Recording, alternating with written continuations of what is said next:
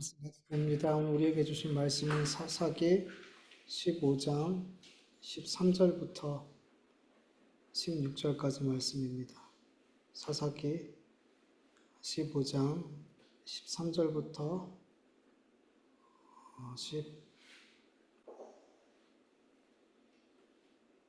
12절까지죠. 16절까지 우리 한 목소리를 같이 읽겠습니다. 그들이 삼손에게 말하여 이르되 아니라 우리가 다만 너를 단단히 결박하여 그들의 손에 넘겨줄 뿐이요 우리가 결탄코 너를 죽이지 아니하리라 하고 새 밧줄 둘을 결박하고 바위 틈에서 그를 끌어내니라. 삼손이 레이에 이르러 블레셋 사람들이 그에게로 마주 나가며 소리를 지를 때 여호와의 영이 삼손에게 갑자기 임하시며 그의 발 위에 밧줄이 불탄 상과 같이 그의 결박되던 손에서 떨어졌지라. 삼손이 나귀의 새 턱뼈를 보고 손을 내밀어 집어들고 그것으로 천명을 죽이고 이르되 나의 턱뼈 한 모두 없었으니 나귀의 턱뼈로 내가 천명을 죽여도다 하니라. 아멘. 자신의 안위와 안전을 위해서 하나님께서 세우신 사사 삼손을 자신들의 적으로 돌리고 오히려 진짜 원수인 블레셋 사람들에게 삼손을 넘기려 하는 유다 지파 사람들에게 삼손은 순순히 잡혀주고 그들과 싸우지 않았어요. 만약 삼손이 유다 지파 사람들과 싸웠더라면 삼손은 그 정체성을 완전히 잃어버리게 된 것일 거예요. 사도도 뭐도 아닌 그냥 자기 멋대로 힘만 센 바람둥이에 불과한 그런 사람이었겠죠. 그러나 삼손은 하나님의 백성을 지키고 보호하는 가장 중요한 사명을 놓치지 않고 억울하고 부당한 일을 당했지만 삼손은 이 모든 것을 그대로 받아들였어요. 지금까지 삼손의 모습 중에 그 어떤 것 하나 자기 마음에 들지 않았을 때 다 자기 멋대로 했었는데 이 일 너무나 부당하고 너무나 화내야 될 일이지만 삼손의 모습 속에서는 그런 모습들이 보이지 않았어요. 왜냐하면 그는 이스라엘을 지켜야 할 하나님께 주신 사명을 받았기 때문이죠. 여러분 교회 안에서 성도들 간에 참 많은 다툼과 싸움이 일어나요. 왜냐하면 교회 안에서도 자기의 유익을 먼저 구하는 사람들이 참 많기 때문이에요. 교회 안에서 성도들 간에 싸움이 일어나고 또 화를 만들고 자기만 생각하는 이기적인 모습을 볼 때, 그리고 더 나아가서 성도들이 서로를 원수처럼 대하는 모습을 볼 때, 그런 모습 볼 때마다 참 안타까운 마음이 들어요. 우리는 늘 하나님의 말씀을 듣고 배우고 때로는 그 말씀들을 가르치는 자리에 있음에도 불구하고 참 그 말씀을 나에게 적용하는 경우가 참 드문 것 같아요. 그 말씀으로 다른 사람은 가르치고 다른 사람은 훈계해도 그리고 그 말씀대로 살라고 그렇게 명령을 해도 나에게는 그 말씀으로 나를 가르치지 않고 나에게 적용시키지 않고 그 말씀대로 살려는 어떤 몸부림들이 내 안에는 그렇게 있지 않는 것을, 우리 그리스도인들 안에는 잘 있지 않는 것을 보게 돼요. 로마서 2장 21절에서 24절 현대인의 성경을 보면 바울은 유대인들에게 이렇게 말해요. 그런 여러분이 남은 가르치면서 왜 여러분 자신은 가르치지 못합니까? 도둑질하지 말라고 하는 여러분이 도둑질하고 간음하지 말라고 하는 여러분이 간음하며 우상을 지긋지긋하게 여기는 여러분이 신전의 물건을 훔치고 율법을 자랑하는 여러분이 율법을 어겨 하나님을 욕되게 하다니 말이나 됩니까? 그것은 성경에 하나님의 이름이 너희 때문에 이방인들 가운데서 모욕을 당하리라 라고 기록된 말씀과 같습니다. 여러분, 이 말씀이 지금 유대인들에게만 하는 말씀이 아니라 지금 우리 그리스도인들에게도 똑같이 적용되어지는 말씀 같아요. 우리 그리스도인들이 복음의 말씀을 다른 사람에게 가르치긴 하지만 나에게는 적용시키지 않고 나 자신에게는 가르치지 않고 적용시키지 않는다는 생각이 참 많이 들어요. 고린도전서 10장 24절에서 14절, 33절 말씀을 보면 누구든지 자기의 유익을 구하지 말고 남의 유익을 구하라. 나와 같이 모든 일에 모든 사람을 기쁘게 하여 자신의 유익을 구하지 아니하고 많은 사람의 유익을 구하여 그들로 구원을 받게 하라 라고 말씀하고 있어요. 갈라디아서 6장 2절에는 너희가 짐을 서로 지라 그리하여 그리스도의 법을 성취하라 라고 말씀하고 있고, 예수님은 마태복음 7장 12절에 그러므로 무엇이든지 남에게 대접받고자 하는 대로 너희도 남을 대접하라. 이것이 율법이요 선지자다라고 말씀해요. 이런 성경의 말씀들이 우리 성도들에게 먼저 나에게 적용되어지고 나 스스로에게 가르치는 말씀이 되어야 된다는 거예요. 그렇지 않으니까, 이 말씀들이 나에게 먼저 가르쳐지지 않으니까 성도들이 계속해서 교회 안에 있고 교회 공동체 안에 있음에도 불구하고 계속 이기적인 태도로 나의 유익을 먼저 구하고 다른 사람이 성도들이 어떤 짐을 지고 가고 있는지 전혀 헤아리고 신경 쓰지 않고 그저 나만 먼저 대접받기를 원하는 그런 모습들이 교회 안에 너무 많이 보이더라는 거죠. 그리고 더 나아가 성도들이 서로를 원수처럼 여기더라는 거죠. 이런 모습들을 통해서 믿지 않는 사람들에게 우리가 욕을 먹고 주님의 이름이 모욕을 당한다고 성경은 말씀하고 있더라는 거죠. 초대교회 공동체가 왜 예수 그리스도를 믿지 않는 자들에게 칭찬을 받고 그 공동체에 많은 사람들이 모여드는지 아세요?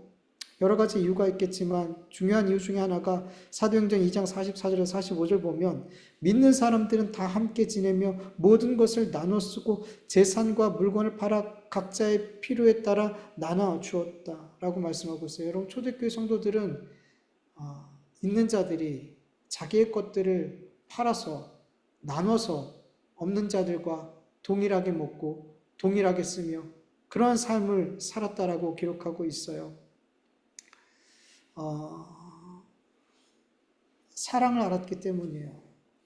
예수님의 사랑이 어떤 건지 알았기 때문이에요.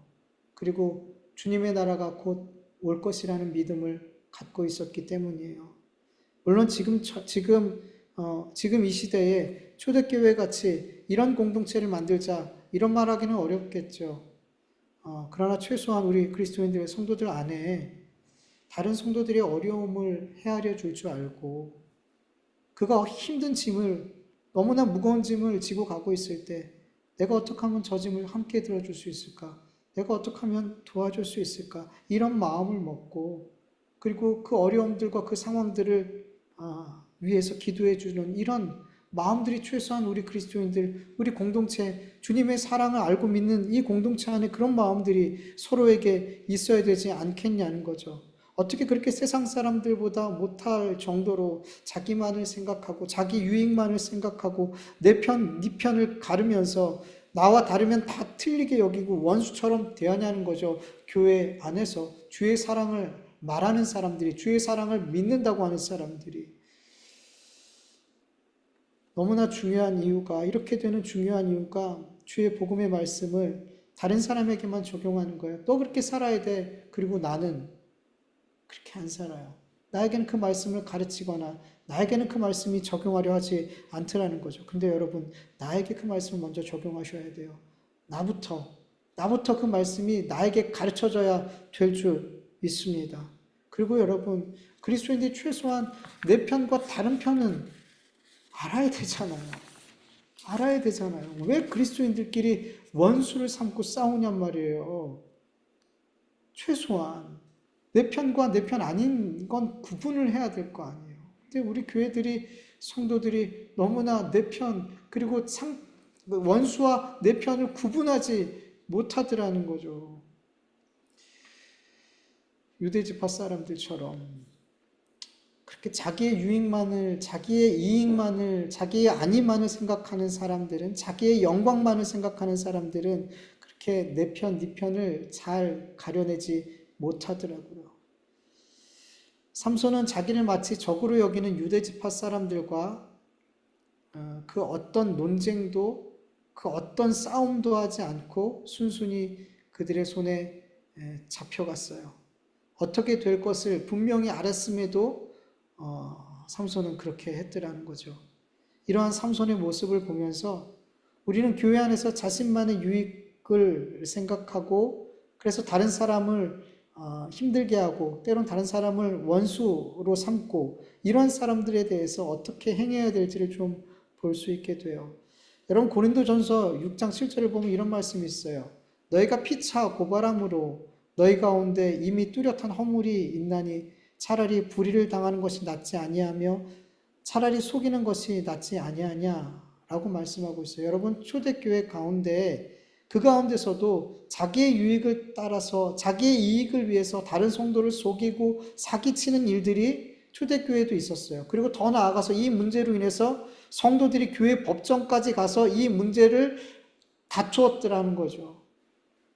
그때 바울은 너희들이 이 문제를 세상 법정까지 가지고 나가는 것 자체가 너희들에게 누가 잘잘못을 떠나서 너희들 자체의 허물이다. 교회의 허물이다. 라고 말해요. 너희들은 세상을 판단해야 될 사람들이 니들이 세상에서 판단을 받고 있느냐? 그러면서 책망을 하더라는 거죠.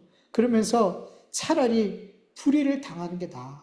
차라리 속는 것이 나아. 라고 말하더라는 거예요. 왜?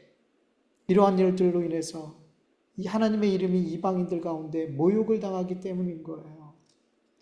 여러분 바보이기 때문에 멍청이이고 세상 돌아가는 물정을 모르기 때문에 불의를 당하고 속임을 당해도 싸우지도 않고 다투지도 말라는 것이 아니에요. 하나님의 이름이 교회 안에서 교회 밖에서 모독을 당하지 않고 하나님의 그 이름이 영광스럽게 되게 하기 위해서 우리는 불의를 당해도 속임을 당해도 싸우거나 다투거나 더 나아가서 어떻게든 내가 이기려고 세상 법정에까지 가는 일은 없어야 될 줄 믿습니다. 여러분 크고 작은 교회들에서 자꾸 교회 세상 법정에 나가서 판결받으려는 일들이 자꾸 보게 되잖아요. 여러분 이거는 얼마나 성경에서 이미 그거 하지 마. 그거 하지 마. 차라리 그냥 불의를 당해. 차라리 그냥 속아라고 말하는데 교회는 나의 이익을 먼저 챙기는 사람들은 어떻게든 내 이익을 뺏기기 싫어서 어떻게든 이기고 싶어서 세상의 법정까지 나아가서 다투더라는 거죠. 성경은 그렇게 하지 말라고 말씀하고 있는데 목회자가 그리고 교회 지도자라고 하는 사람들이 그렇게 나누어져서 세상 법정까지 가더라는 거예요. 얼마나 부끄러운 일이냔 말이죠. 여러분 성숙한 그리스도인들은 아직 어리고 미숙하여 여전히 자기 유익만을 생각하면서 다른 성도들에게 해를 끼치는 그리고 해를 끼치는 것조차도 알지 못하고 있는 그런 연약한 성도들에게 맞대어 싸우고 이기려고 하면 안 돼요.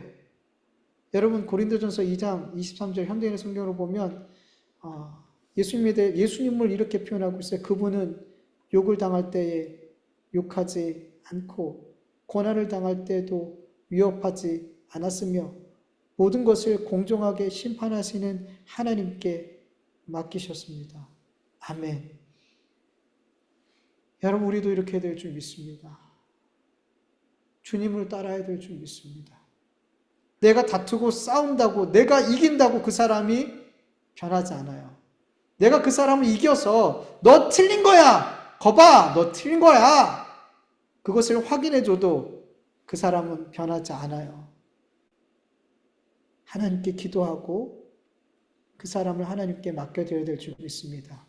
내가 그 사람과 싸우면 그 사람은 변하지 않지만 하나님께서 그 사람과 다투시고 싸우신다면 그 사람은 변화될 줄 믿습니다. 여러분 내가 싸워서 이기려는 게 아니라 하나님께서 그 사람과 싸워 이겨주시기를 기도할 수 있기를 간절히 원합니다.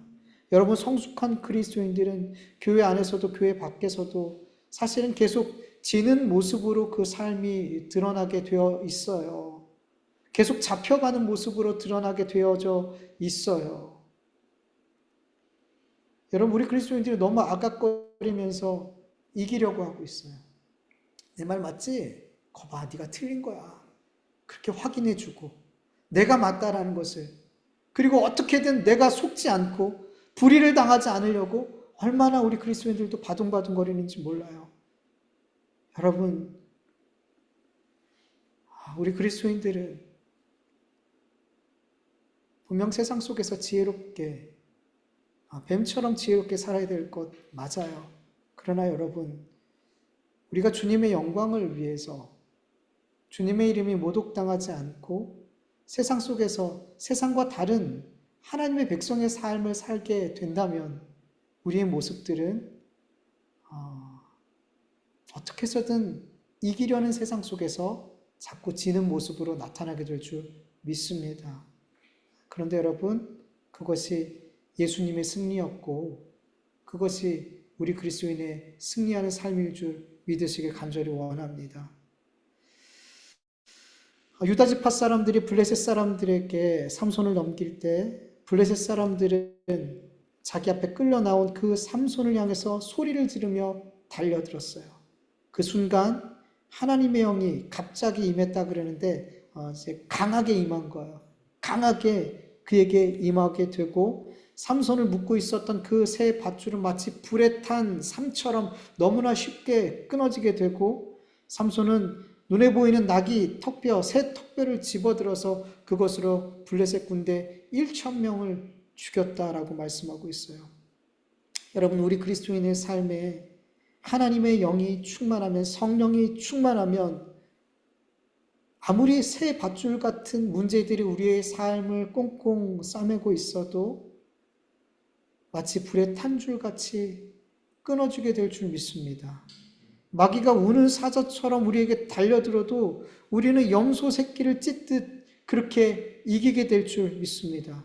하나님의 영이 충만하면 내 삶에 수없이 임하고 끊임없이 임하는 수많은 문제들이 우리의 삶을 올가매고 우리를 우겨 싸도 성령으로 충만한 우리들은 그 마음과 그 생각은 묶을 수는 없어요. 여러분, 우리의 물질을 묶을 수 있죠. 우리의 건강을 묶을 수 있죠. 우리의 환경을 다 사방 우격삼을 그렇게 쌓여서 어디로 가야 할지 모르게 막막한 그런 상황을 만들 수도 있죠. 세상은, 마귀는 충분히 그렇게 할 수 있어요. 그러나 우리 안에 주의 말씀으로 충만하고 복음으로 충만하고 우리가 성령으로 충만하면 그 모든 상황 가운데서 우리가 무엇을 얻을 수 있을까요? 평안을 얻을 수 있는 거예요. 왜냐하면 주님이 내 안에 계심을, 주님이 나와 함께 계심을 믿기 때문이에요. 주님이 이 모든 것보다, 이 모든 올가매는 문제들보다 주님이 강하다는 것을 우리는 믿기 때문이죠. 그래서 그렇게 사방 우격싸움을 당하고 수많은 문제들이 우리를 꽁꽁 묶어도 우리는 그것들에 의해서 결박당하여 끌려가는 삶을 살게 되지 않을 줄 믿습니다. 고린도후서 4장 7절에서 9절 말씀을 보면 우리는 같이 읽어볼까요? 우리는 이 보물을 질그릇에 간직하고 있습니다. 이 엄청난 능력은 하나님에게서 나는 것이지 우리에게서 나는 것이 아닙니다. 우리는 사방으로 휘어들어 움츠러들지 않으며 답답한 일을 당해도 낙심하지 않으며 박해를 당해도 버림받지 않으며 거꾸림 당해도 망하지 않습니다. 아멘. 왜요? 우리 안에 누가 있기 때문에, 이 질그릇 안에 보배 되신 예수 그리스도의 영이 우리 안에 계시기 때문이에요. 그래서 여러분의 삶 속에 지금 어떤 여러 가지 얽매이는 것들, 여러분을 가로막고 있는 것들이 있는지 모르겠지만 마귀 사탄이 여러분에게 울부짖으며 여러분을 두렵게 하는 일들이 있을 수도 있겠지만 여러분 누구를 보시면 되는 거예요? 내 안에 계신 보배로우신 그 주님을, 예수 그리스도를, 내 안에 있는 그 말씀들을 붙드시길 간절히 축원합니다.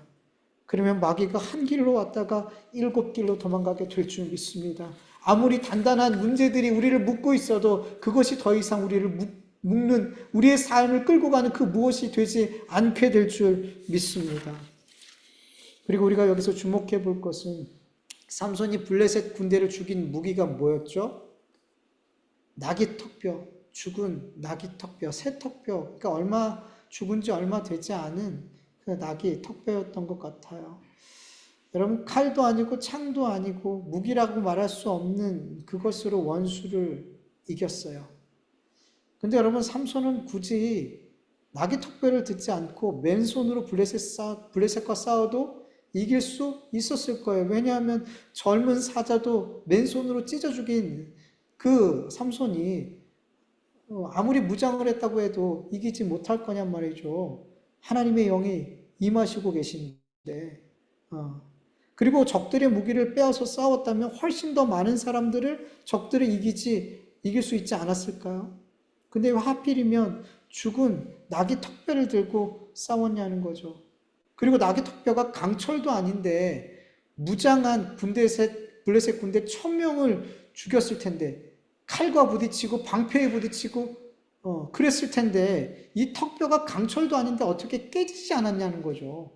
여러분 턱뼈를 1000번 땅에 쪄고 보세요. 그게 멀쩡하겠냐는 거죠. 근데 칼에 부딪히고 방패에 부딪혔을 텐데 그게 어떻게 깨지지도 않고 부서지지도 않았냐는 거죠. 다 죽이고 나서 그 턱뼈를 던져버렸다 그래요. 깨지지 않았더라는 거죠.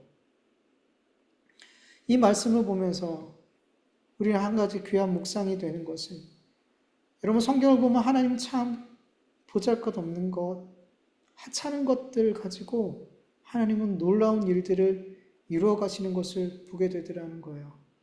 여러분 출애굽했을 때 이스라엘 백성들이 마라의 쓴물 앞에서 얼마나 괴로웠어요. 목마른데 물이 써서 마실 수 없었어요. 그 쓴물을 무엇으로 달게 했어요? 하나님께서 죽은 마른 나무 가지를 그 쓴물에 던질 때 단물이 되었어요. 여러분 하나님께서는 이미 다 늙어서 아무것도 할 수 없는 마른 나무 같은 모세를 통해서 이스라엘을 출애굽시켰어요. 여러분 모세도 알고 있었어요. 나는 아무것도 할 수 없었어요. 하나님 저는 입이 둔해서 말할 수 없어요. 저는 안 돼요. 얼마나 하나님이 보내실 때 그가 거절했냔 말이죠. 나 같은 사람이 뭘 할 수 있겠어요? 나는 죽은 마른 나무 같은 존재예요. 그러나 하나님께서 모세를 들어서 마라의 쓴물과 같은 너무나 쓴 삶을 살고 있는 이스라엘 백성에게 던지자 이스라엘이 단물이 되더라는 거죠.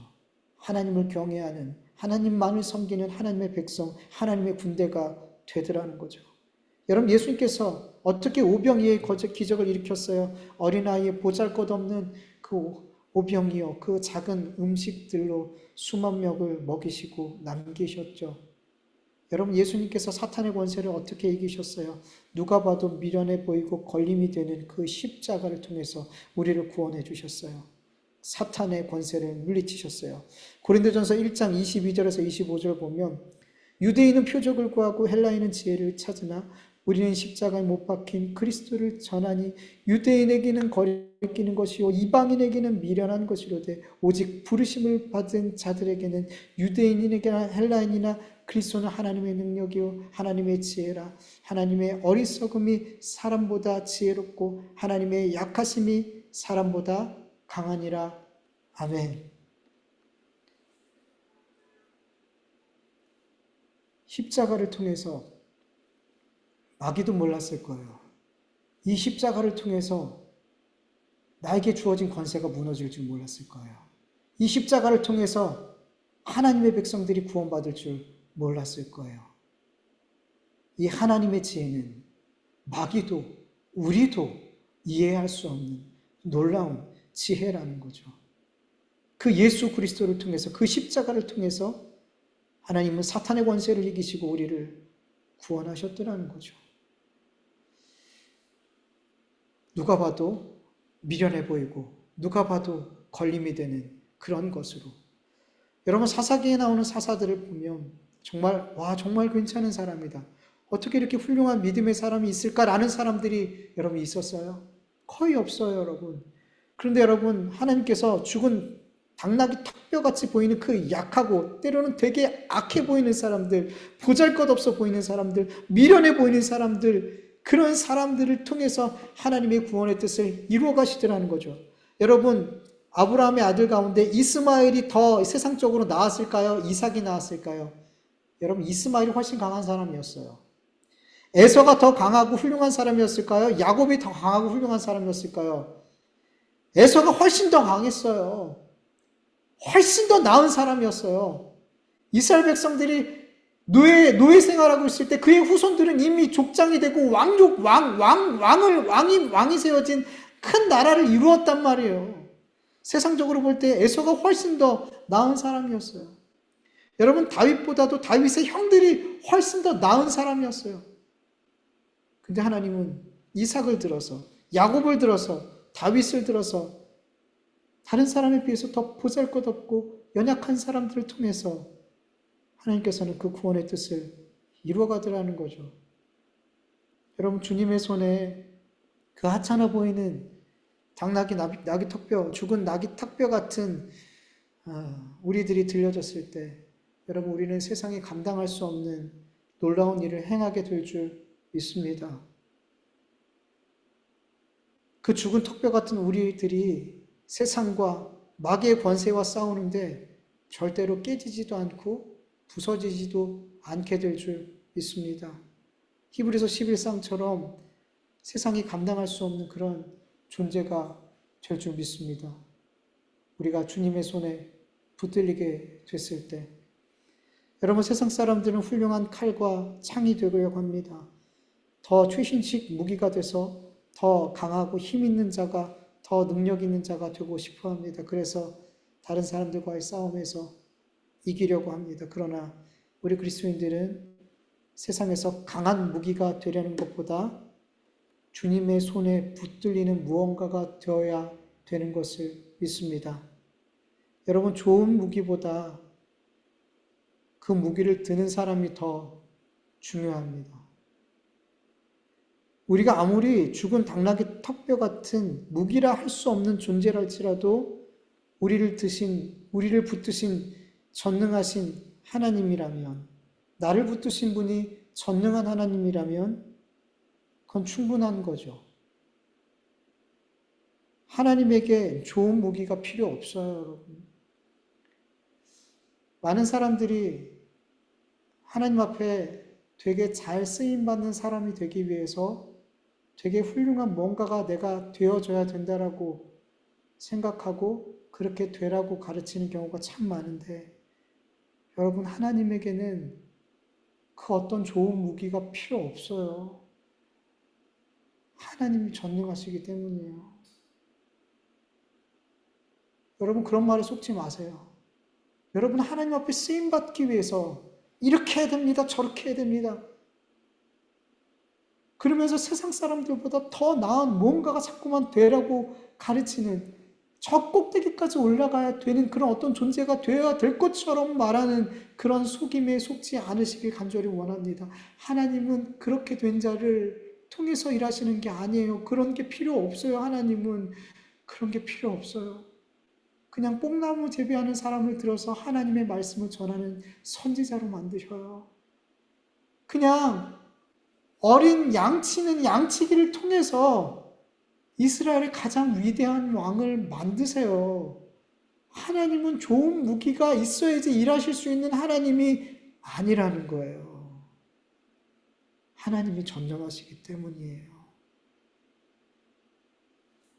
그렇다고 여러분, 일부러 세상에서 하찮은 존재가 되라는 게 아니에요. 하나님 뭐 다 하시니까 뭐 노력할 게 뭐 있어. 하나님 날 붙드시면 그냥 되니까 뭐 아무것도 안 해도 되겠네. 이거 아니라는 거죠. 이렇게 하면 되게 오해하는, 하나님께서 우리에게 주신 삶과 사명을 되게 무시하는 거라는 거죠. 그런 말을 하고 싶은 것이 아니라, 우리가 주님의 손에 들려지고 하나님의 무기로 쓰임받게 됐을 때 나는 아무것도 아니라는 걸 인정하라는 거예요. 당나귀 턱뼈가 블레셋 군대를 이긴 것이 아니라 삼손이 이긴 거죠. 내가 승리한 것이 아니라 주님이 승리한 거라는 거예요. 이걸 잊지 말라는 거예요. 나는 그저 주님 앞에 내가 이 세상에서 아무리 잘나고 많은 스펙을 갖고 있고 정말 세상 사람들이 부러워할 만한 많은 것들을 갖춰도 하나님 손에 딱 붙잡혔다면 그건 뭐예요? 아무리 좋은 무기처럼 보여도 우리는 그냥 당나귀, 나귀 턱뼈 같은 존재라는 거예요. 무기라고 할 수 없는 거예요. 하나님이, 전능하신 하나님 손에 붙들렸는데 그게 아무리 좋은 무기라도 그게 뭐가 대단하겠어요. 그걸 인정하라는 거예요. 그걸 알라는 거예요.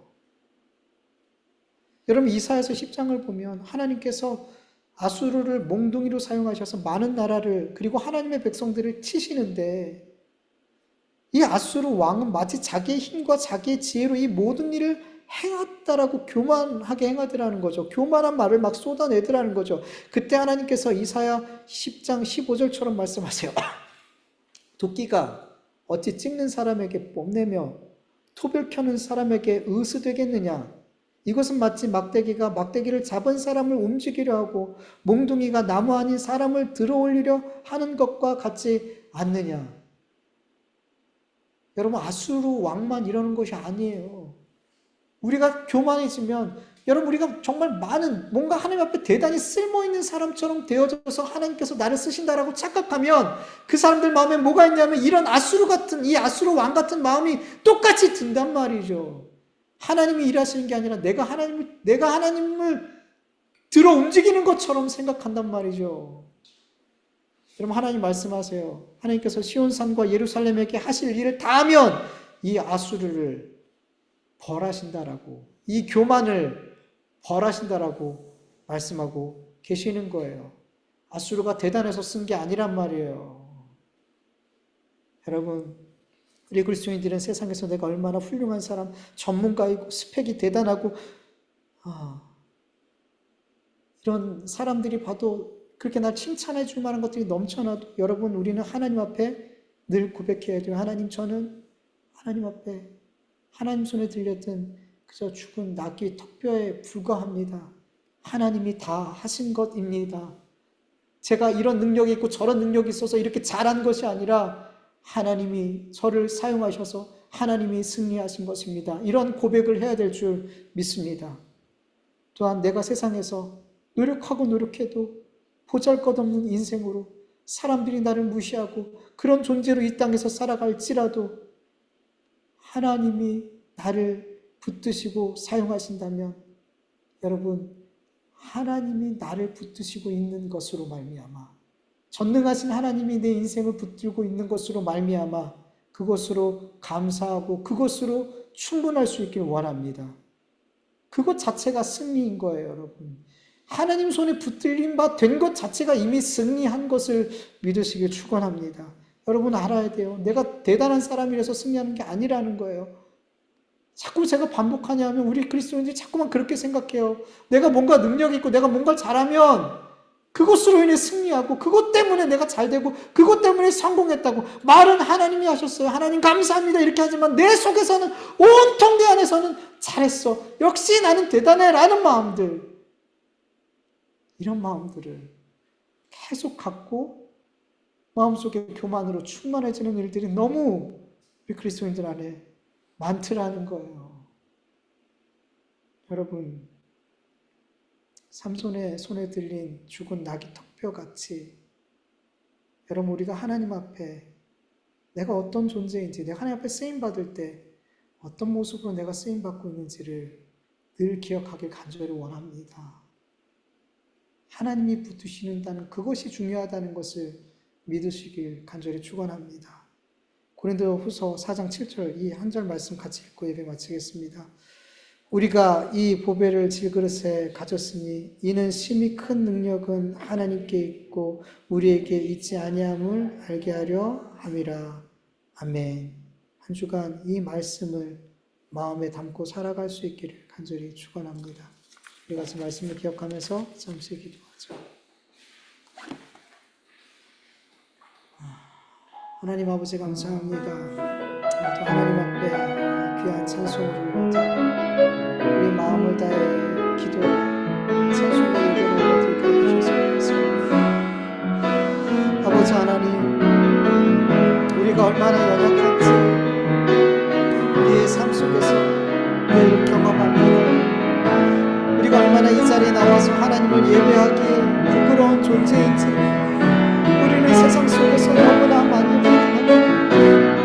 그러나 하나님, 다시 한번 이 주 앞에 나와 확인하게 되는 것은 그럼에도 불구하고 주님이 나를 사랑하시고, 그럼에도 불구하고 하나님이 나를 존귀하게 여기시고, 그럼에도 불구하고 하나님이 나를 떠나지 않으시고 나를 지키시고 나의 선한 목자가 되어주신다는 것을 아버지 다시금 예배 가운데 확인하게 됩니다. 하나님, 우리가 언제나 이 하나님의 은혜에 감격하며 내 삶의 모든 순간순간마다 세상 속에서 짓눌리고 마음이 무너지는 순간, 내 힘으로 어찌할 수 없는 그런 상황과 사방의 유격사함을 당하는 그 모든 순간에 주님이 나와 함께 하시는, 내가 주님께 존귀한 자임을, 주님이 나를 사랑하심을 늘 믿음으로 바라보며 고백하며 그 주님을 바라볼 수 있는 은혜가 우리에게 허락하여 주시옵소서. 하나님, 우리가 이 세상에서 하나님 앞에 쓰임받을 때 우리가 잘났건 우리가 못났건 우리가 당나귀 턱뼈 같은 존재이건 유명한 검 같은 존재이건 우리가 하나님 앞에 손에 잡혔을 때 그것이 의미 없다는 것을 알게 하여 주시옵소서. 아버지, 하나님이 전능하시기 때문에 그래서 하나님 의지될 것도 없고 교만할 것이 없습니다.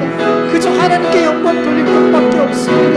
그리고 우리의 연약함 때문에 움츠러들 필요가 없습니다. 주님이 나를 붙들고 계시기 때문에 하나님, 우리가 이 건강한 균형을 잘 잡을 수 있도록 하나님 도와주시옵소서. 교만해지지도 않고 움츠러지지도 않고 아버지, 그 마음에 담대함으로 주님과 함께하는 우리 그리스도인의 삶이 되어질 수 있도록 주님 역사하여 주시옵소서. 간절히 원합니다. 주님 도와주시옵소서. 주명계소리뿐만 아니라 우리 그리스도인들이 정말 주님의 마음을 품고 말씀을 나에게 먼저 가르쳐서 아버지, 다른 사람에게 적용하고 다른 사람에게 먼저 잣대를 들게 되는 것이 아니라 나에게 주의 말씀을 가르쳐서 아버지, 먼저 사랑하고 먼저 섬기고 먼저 짐을 지으며 그렇게 주님의 사랑을 실천할 수 있는, 내가 먼저 실천할 수 있는 우리가 되어줄 수 있도록, 그래서 세상 사람들에게 아버지, 우리 교회가 욕을 먹지 않고 아버지, 많은 사람들이 아버지, 교회가 다르다는 것을, 믿음의 사람들이 다르다는 것을 아버지 드러낼 수 있도록 역사하여 주시옵소서. 감사합니다. 예수님 이름으로 기도합니다. 아버지 하나님, 감사합니다. 하나님 앞에 마음을 다해 힘을 다해 찬송을 드리고 기도를 드리고 예배를 드릴 수 있도록 도와주시고 마음을 다 드려 주의 말씀을 받을 수 있도록 도와주셔서 감사드립니다. 하나님, 이 예배가 우리가 죽어있는, 또 힘을 잃어가고 있는 우리의 영이 살아나고 새 힘을 얻을 수 있는 이 예배가 되게 하여 주시옵소서. 하나님, 교회들이 점점 수가 줄어가고 있다고 걱정합니다. 다음 세대들이 예수님을 믿지 않는다고 너무나 큰 위기라고 말하고 있습니다. 그러나 하나님, 성도들의 숫자가 줄어들고 사람들이 교회에 오지 않는 것이 문제가 아니라 우리 그리스도인들이 그리스도인의 삶을 살지 못하는 것이 진짜 문제라는 것을 깨닫게 하여 주시옵소서. 숫자의 문제가 아니라 그리스도인의 삶의 문제가 있음을, 다른 사람 가르치기에는 바쁘고 나 자신은 가르치지 않는 이 영적인 이상한 현상들로 인해서 그리스도인의 삶은 온데간데 없어지는 이것이 진짜 문제라는 것을 보게 하여 주셔서 나부터 주님의 말씀을 가르치고 나에게 먼저 주의 말씀을 적용하여 그게 나부터 하나님의 말씀에 순종하는 삶을 살려는 몸부림이 우리 한국교회에 일어날 수 있도록, 그리고 우리 그리스도인의 삶 속에 일어날 수 있도록 도와주시옵소서. 하나님 아버지, 우리가 세상에서 잘난 사람이든 못난 사람이든 많이 배운 사람이든 적게 배운 사람이든 많이 가진 사람이든 적게 가진 사람이든 하나님, 그것이 하나님 손에 들려졌을 땐 의미가 없다는 것을 알게 하여 주시옵소서. 그래서 하나님이 나를 쓰실 때 교만하게 되지 않게 하여 주시옵시고 반대로 너무 움츠러들지 않도록 도와주시옵소서. 이 균형을 잘 잡을 수 있는 은혜를 우리에게 베풀어 주시옵소서. 세상에서 많은 영적 전쟁이 있겠지만 그 모든 전쟁, 우리가 피 흘리기까지 싸우라 하셨습니다. 그러나 그 승리의 중심에는 내가 아닌 주님이 계심을 늘 잊지 않는 우리가 되어줄 수 있도록 도와주시옵시고, 그래서 겸손하고 교만치 않게 늘 이 영적인 전쟁을 대하고 마주할 수 있는 우리가 되어줄 수 있도록 역사하여 주시옵소서. 모든 것 주님께 맡겨드리오며 예수님의 이름으로 감사하며 기도드립니다. 아멘. 주님 가르쳐 주신 기도로 예배 마치겠습니다. 하늘에 계신 우리 아버지여, 이름이 거룩히 여김을 받으시오며 나라의 마옵시오며 뜻이 하늘에서 이루어진 것 같이 땅에서도 이루어지이다. 오늘날 우리에게 일용할 양식을 주옵시고 우리가 우리에게 죄 진 자를 사하여 줄 것 같이 우리 죄를 사하여 주옵시고 우리를 시험에 들게 하지 마옵시고 다만 악에서 구하옵소서. 내게 나라와 권세와 영광이 아버지께 영원히 있사옵나이다. 아멘.